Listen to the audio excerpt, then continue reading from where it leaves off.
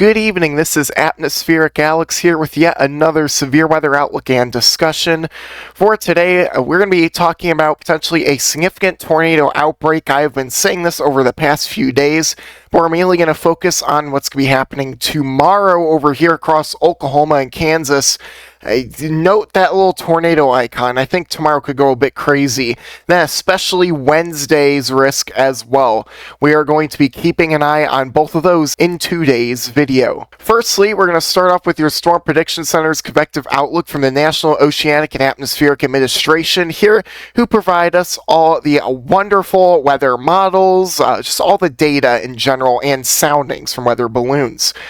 And we're taking a look at today's outlook here, and I'll say this, we are definitely seeing some severe weather across the mid-Atlantic regions and portions of Georgia, South Carolina, North Carolina, Virginia, Delaware, Maryland, New Jersey, up to Connecticut, for damaging winds and large hails you can see here, with a bit of a threat for tornadoes. And then, of course, you saw your wind there, and then your hail, and it's not shown here, but your lightning risk, oh my goodness, let me tell you, my college campus actually almost got struck by lightning earlier. We briefly lost power, so, if you're out and about, be cautious. Don't be struck by lightning, And then as we take a look at tomorrow, we have, it looks to be a bit of an enhanced risk, a 3 out of 5 on the severe weather scale for portions of Kansas here. I do expect this potentially go down into Oklahoma due to some additional activity that could fire off along the dry line tomorrow.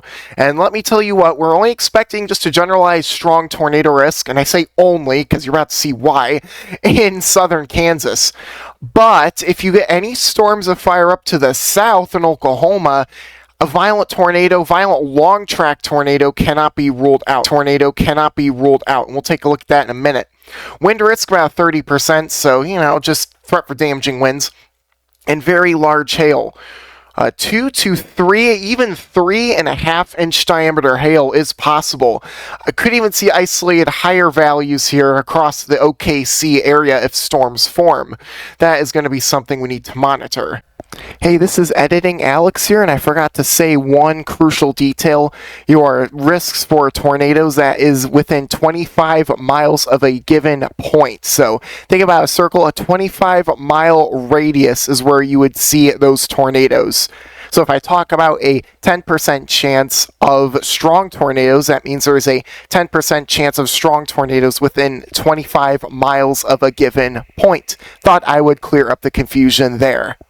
Extremely large 3 out of 5 on the severe weather scale has been issued, and yeah, this will without a doubt be for, again, damaging winds, large hail, and strong tornadoes.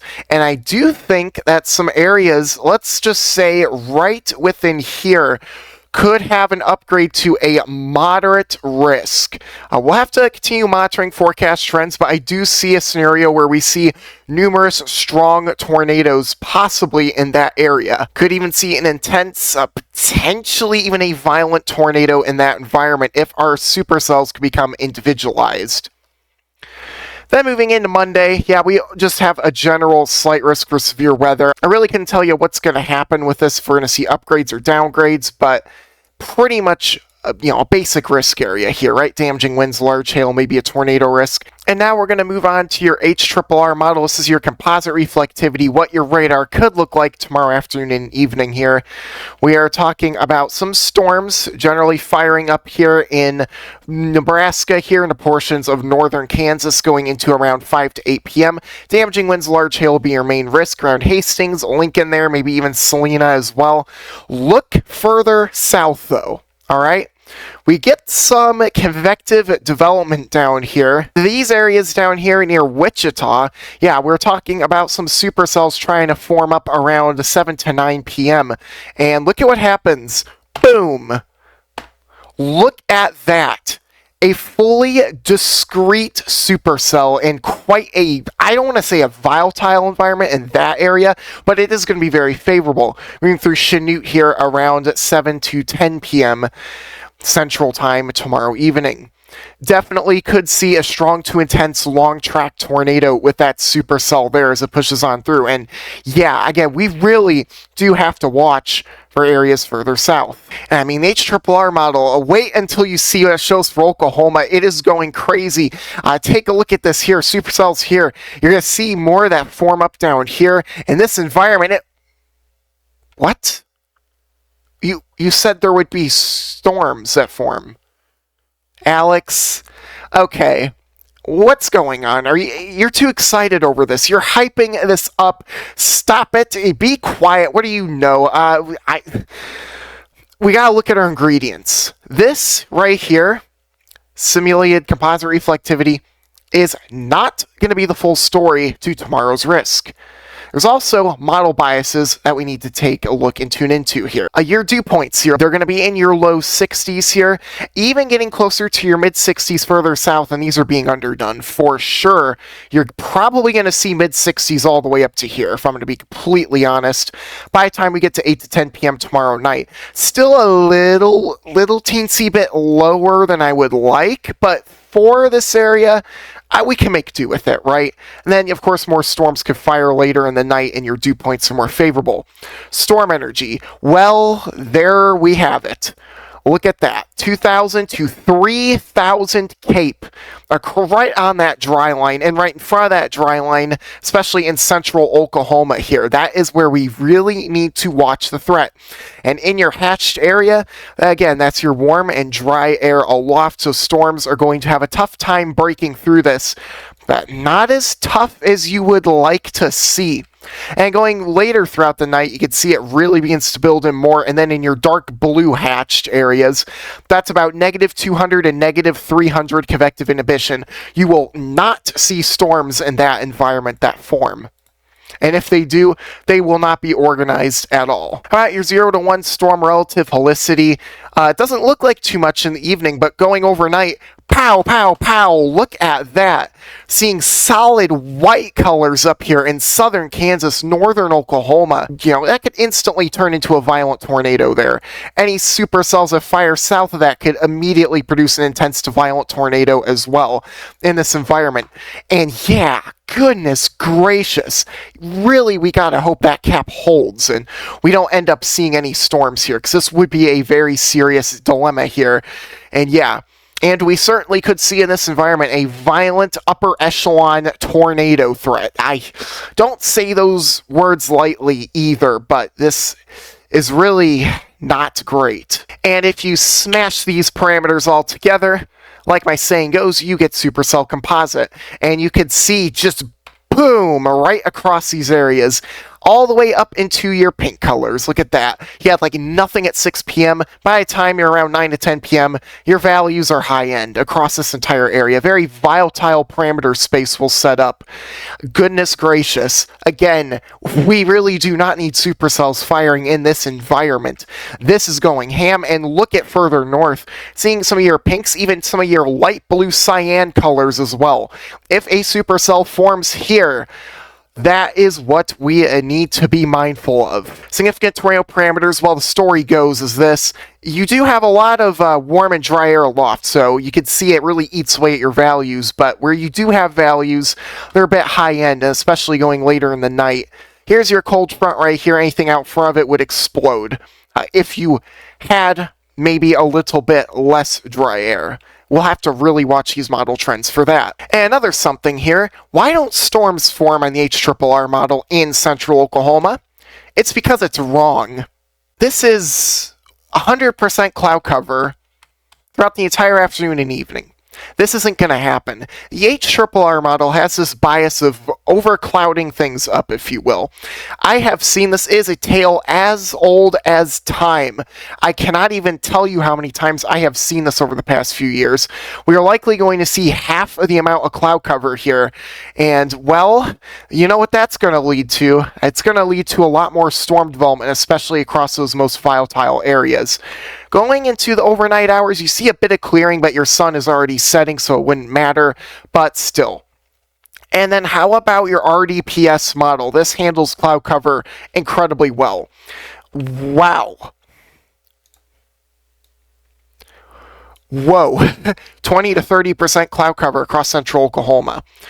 Without a doubt, you are going to probably see supercells form there, and you all need to have a plan in place if that happens, because it is going to be a very rapidly escalating situation across especially the OKC, Norman, Moore, El Reno areas, to name a few even around that area too. That is certainly, without a doubt, going to lead to a violent situation if you have less cloud cover in the evening and afternoon. Do any other models actually try to show development here? Well, we're going to take a look at your NAM 3 kilometer model. You could definitely see a hot tower trying to go up here in this area near Clinton, Oklahoma. But due to your warm and dry air loft, it quickly fades out. Look at this, an area here though, and here and here. If any of those form, you could probably see a strong to violent tornado. So yeah, it's just, you really got to keep this in mind here, right? This does not form, it dies out over Enid, but again, all it takes is one singular supercell. The Storm Prediction Center themselves, and I will put it on screen right now, said this, that they could upgrade the categorical risk about one or more categories, again, if we do end up seeing greater storm coverage. We could wake up tomorrow morning or even tomorrow afternoon and see a moderate risk being issued for these areas in here. We really have to be significantly mindful of this event. This can go from 0 to 1,000 to 10,000 very fast. Now about your ARW model, what does that show? Well, it doesn't really show much here. You can see some convective initiation tries to be underway in northern Oklahoma, southern Kansas, near Wichita. Again, strong tornado risk for sure, even intense tornadoes. This cell right here really pops off. This would potentially be an intense, potentially even long track tornado going in this general direction here near Wichita, Chanute, Kansas. So definitely going to have to watch out for southern Kansas. Looks a little more likely. And that thing really looks menacing. And then look at this later in the night near OKC. That would probably promote a violent tornado risk there if that cell were to form. This is not a forecast. This is just a model showing a potential depiction of what the radar could look like. So please just keep that in mind. ENSSL model, what does that show? Well, it shows attempts at convective initiation back up near Wichita, Medicine Lodge, Kansas.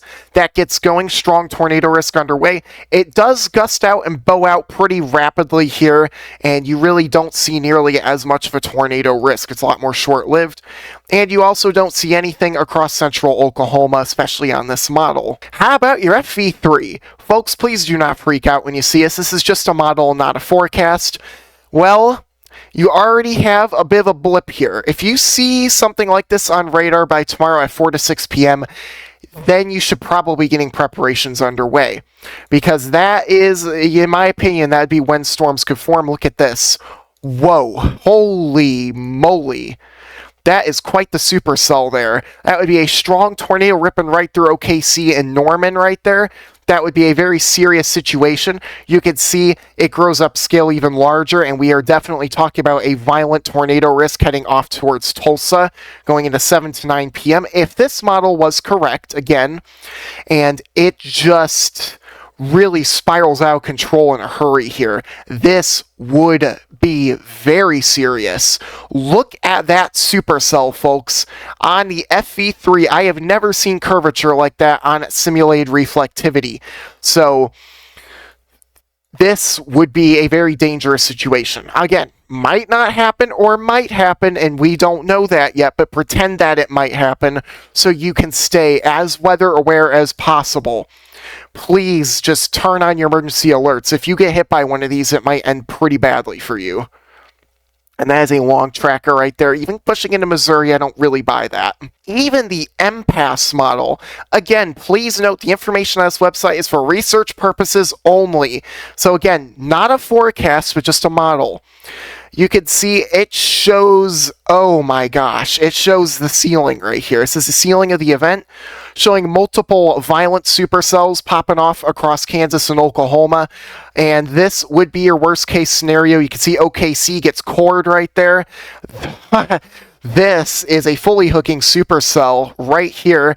even this model, look at that, a little bit of a debris ball there as well. That's very eerie. I mean, gosh, that is just plain evil right there on this model. Holy moly. Pushing into Tulsa here, just absolute nightmare fuel across those areas. Please just have your weather radios cranked on high and emergency alerts blasted on high on your phone. Now for your latest low resolution rapid refresh model. Look at that. This one finally tries to show initiation here going into central Oklahoma. Definitely strong to violent tornado risk that could form off of that. Now, for Wednesday's event, it's somehow not really that much better. Well, we're taking a look here at your NAM 3-kilometer model. Do not take this as a forecast. This model is complete baloney most of the time. Alright, so please be cautious. Well, it shows a bunch of supercells forming up around 3 p.m. Central across, central Illinois, central Missouri, tracking off to the northeast, and wow, really expands in coverage here moving into 5 to 7 p.m. You have supercells racing up into central Illinois and northern Indiana here. Look at that near Gary, South Bend, Lafayette, and that areas as well. Really popping off in the South Bend. Another round pops off here, maybe later on into the night in the South Bend, Kalamazoo, Detroit, Michigan as well. You really need to watch that. And further south, again, when your wind shear ramps up further to 60 knots possibly, is when you could see your strong to intense, possibly even a long track tornado risk setting up. Continues throughout the night, and it's just a pretty long duration event. Down to Arkansas, I believe a moderate risk could be issued here for strong to intense long track tornadoes. Couldn't even rule out a violent one here. And you are definitely seeing it here with your curvature. That'd be a strong tornado. That might be as well. Some stuff down there could be as well. Moving to Little Rock, Pine Bluff, Jonesboro by the time we get to 5 to 8 p.m. On Sunday evening. And you can see that continuing through. Training supercells over a pretty big area, and a boundary sets up here later in the night. If you continue to see supercells fire, that is going to be a very dangerous scenario, as we could see, tornadoes run through the same areas multiple times. That is not what you want to hear, especially with a strong to intense risk for that area. Moving further off to your east, just want to note, got that storm right. Just got a very heavy downpour, some slightly stronger winds, so yeah. Big green check mark from the NAM for once. Gracious, it usually isn't accurate at all. Moving on into Wednesday here. I don't know why I started the timescale so far back. You could see those storms firing off. Look at Evansville there. Potentially a strong tornado risk. That supercell going into Sunday night. Not a forecast, but just a model observation. And then you could see it's just so widespread that, I'm just circling everything at this point. Your parameters for your northern mode, you have plenty of dew points surging up into your upper 60s across a very large area, even to your lower 70s. We'll cover that in just a minute. Storm energy, we gotta hurry up here. Talked about Oklahoma for too long. We are talking about 1,000 to 2,000 storm energy here across kind of more isolated, scattered locations here. And we do have to watch out for that. So that has plenty of storm energy to get things going. And especially that cluster of storms moving into that environment, you can bet your bottom dollar there will be a strong tornado risk with that. And this even holds even throughout the night, upwards to 1,000 in some areas. Your helicity here, yeah, anything in your gold is a risk for tornadoes. Anything in your reds is a risk for strong tornadoes, and even intense tornadoes possibly, and you could definitely see that risk. These clusters of supercells, we gotta watch. If one gets discrete, it is game on. For sure. Now here with your supercell composite, well, you're basically painting the whole map red and pink. Nothing much else to say other than stay weather aware and get prepared. This is going to be a very significant ordeal. Without a doubt, you'll see multiple cells that try to sustain in that environment as well. Significant tornado parameter, yeah, seeing some purples and light blues, so some maxed out parameters there, moving into Indiana and Illinois, and further off to your north. How about your southern risk area here? It might get a little bit too oversaturated. Dew points in the low 70s, maybe cracking mid 70s in a couple of areas. Arkansas here, yeah, definitely looking pretty moist there, if I do say so myself. Your storm energy here as it goes, a massive blob of 2,000 to 3,000, very favorable for severe weather across those areas. Now continue to move on through and interact with a stationary boundary right here, moving into Arkansas. Wind vectors out of your southeast direction. That is very favorable for strong tornadoes for sure. Again, the other night, or I should say last night, we were seeing winds like this at the surface. So you kept seeing supercells forming, like this, like right here, but then producing an outflow boundary, gusting out, and basically producing colder air and choking itself to death. And it was doing it to all sorts of cells last night. And I don't think we're going to see that as much on Wednesday. Okay, your 0 to 1 kilometer helicity here. Certainly strong to intense long track, even violent long track tornado risk across Arkansas here. Really blows up and inflates like a balloon here, seeing some grays and whites in isolated locations. Very high values of helicity in those boundary locations, and even a bit of a reinforcing shot later in the night. Gotta really watch it.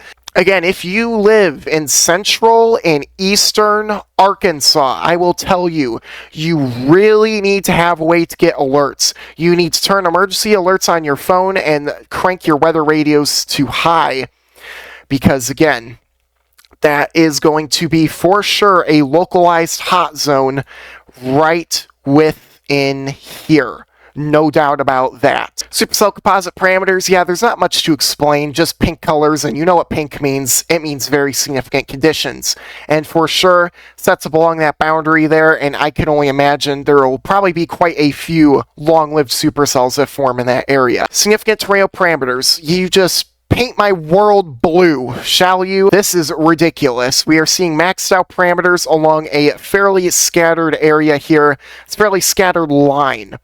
That is going to for sure promote your tornado risk, and yeah, it just continues and continues on throughout the night. If you don't see any outflow boundaries from pre-existing supercells and you see a more discrete mode, buckle up, it's going to get bad. And that'll do it with today's video. I really want to go over the remaining risks, but goodness gracious, there's too many details to cover for tomorrow and Wednesday. Wow. With that being said, I hope you all enjoyed today's video. If you did, please smash that like button, subscribe to my little corner of the weather community, and feel free to share with friends, family, and social media so they can stay informed. Alright, and you all have a wonderful night. Stay extremely weather aware, and just please pay attention to the forecast.